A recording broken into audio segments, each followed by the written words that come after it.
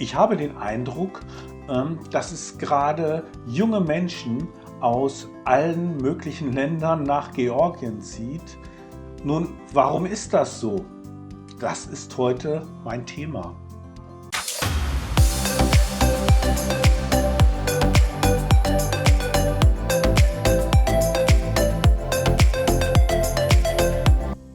Erstmal möchte ich Georgien vorstellen. Georgien ist ein kleines Land zwischen Europa und Asien.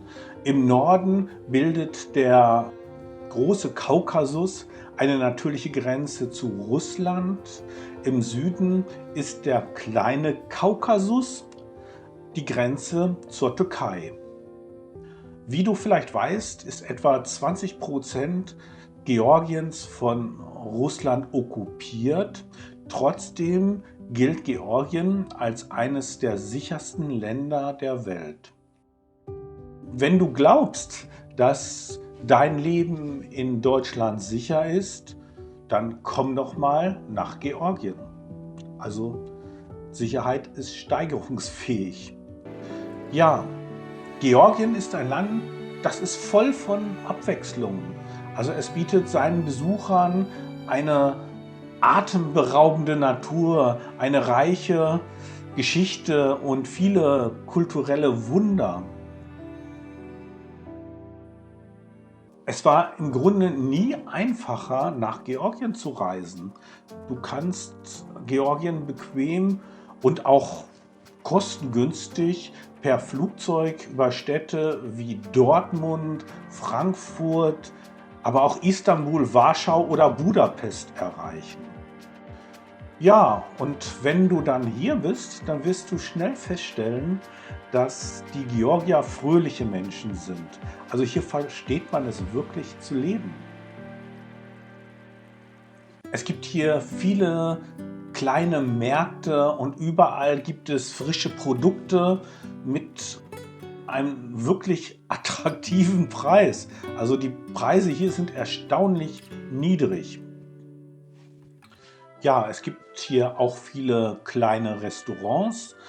Das ist wirklich sehr spannend, finde ich, diese Vielzahl an Köstlichkeiten zu entdecken. Und ja, ich denke, da greift man auch ein zweites oder drittes Mal zu.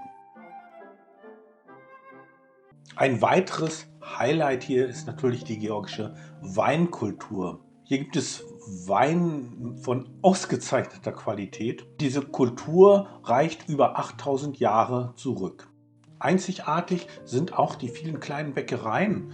Man findet sie hier wirklich überall. Das Sortiment ist relativ ähnlich, aber in bestimmten Variationen. Es reicht von diesem käselastigen, leckeren Khachapuri bis hin zum veganen, herzhaften Lubiani. Ein wesentlicher Bestandteil der georgischen Kultur ist natürlich die Gastfreundschaft. Gäste werden hier als Geschenk Gottes angesehen und genauso werden sie auch behandelt. Ja, dementsprechend hat Georgien auch sehr liberale Einreisebestimmungen. Das heißt, Menschen aus vielen Ländern dürfen sich hier bis zu ein Jahr lang aufhalten.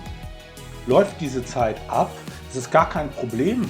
Es reicht, einfach auszureisen, meinetwegen an der Grenze einen Kaffee zu trinken und dann gleich wieder einzureisen.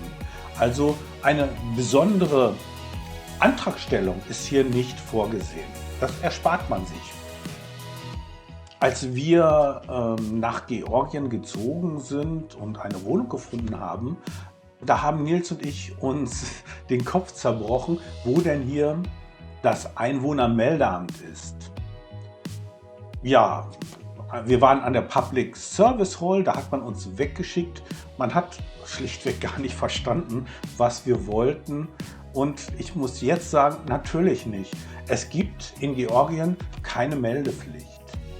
Während das Landleben hier eher, ja, sagen wir mal, beschaulich ist, gedeiht in den Metropolen, also in Tbilisi, Kutaisi oder Batumi, ja sozusagen Freiheit und Innovation. Diese liberale Einwanderungspolitik in Georgien hat das Land zu einem Schmelztiegel von kreativen Köpfen und abenteuerlustigen Seelen gemacht. Es gibt zahlreiche Networking-Events, Workshops, gemeinsame Projekte.